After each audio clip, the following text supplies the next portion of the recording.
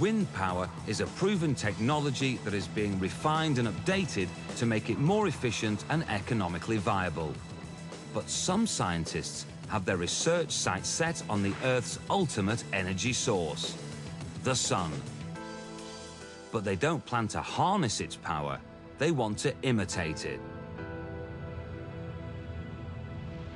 The diameter of the sun is about 100 times that of the Earth. It's a giant ball of pure energy. The sun produces enough energy every second to power our planet for 1 million years. The sun's energy is generated by nuclear fusion. But we don't need to travel 180 million kilometers to harness fusion power. It can be generated here on Earth. Fusion is important because it's something that's going to give us a really, really long-term sustainable energy source. The scientists at the Joint European Torus Nuclear Fusion Research Facility near Oxford are investigating fusion for its potential to provide an unlimited supply of cheap, clean energy.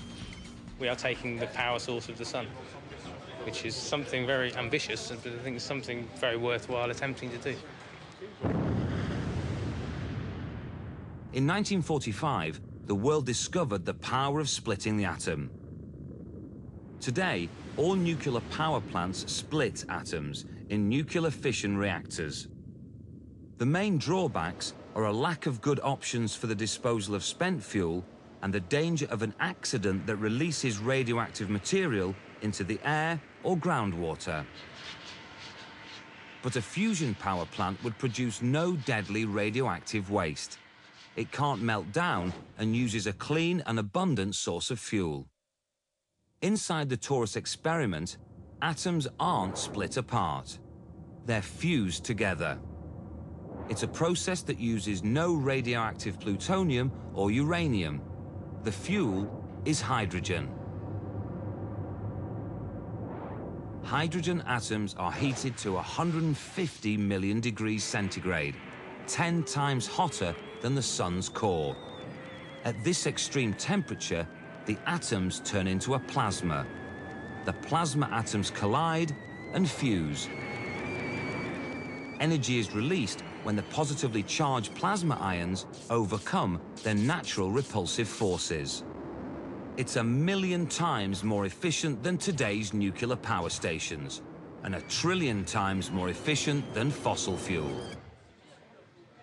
This clean energy confines the high-temperature plasma with magnetic fields. The technology is inherently safe, but the experimental machine is expensive. So more than 160 safety checks take place before the countdown to ensure there will be no damage to the machine.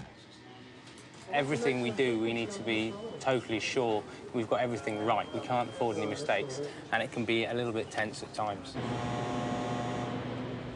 The machine is housed behind 2 meters of concrete and steel.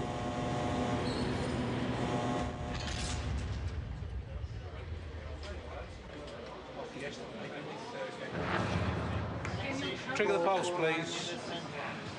9, 8, 7, 6, 5, 4, 3, 2, 1, 0. A camera monitors the experiment.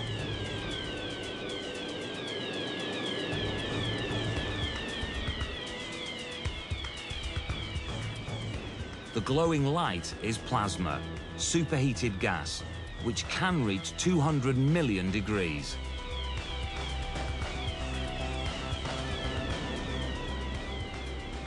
The reaction produces energy like any star in the solar system. Nuclear fusion here on Earth.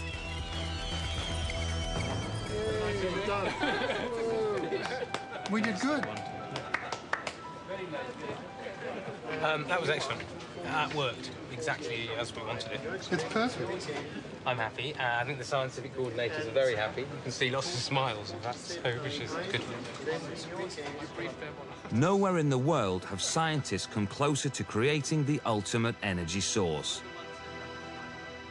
And the fuel for fusion is virtually unlimited. One bathful of water would provide enough energy through fusion to supply one person with all their energy needs. So their transport, their heating, their food, their industrial needs for 30 years. Because fusion is fueled by hydrogen, there are few security risks. But research is still at the experimental stage. Scientists estimate it will be another 30 years before there will be a commercial fusion power plant. This is a very long-term strategy. This isn't something that's suddenly going to produce a result tomorrow and solve all our problems. So we will get there. I don't think we have any choice. Maybe the visionary scientists and entrepreneurs who are developing renewable, clean energy solutions will be able to offer us viable choices. The planet's increasing population and expanding energy demands may well depend on them.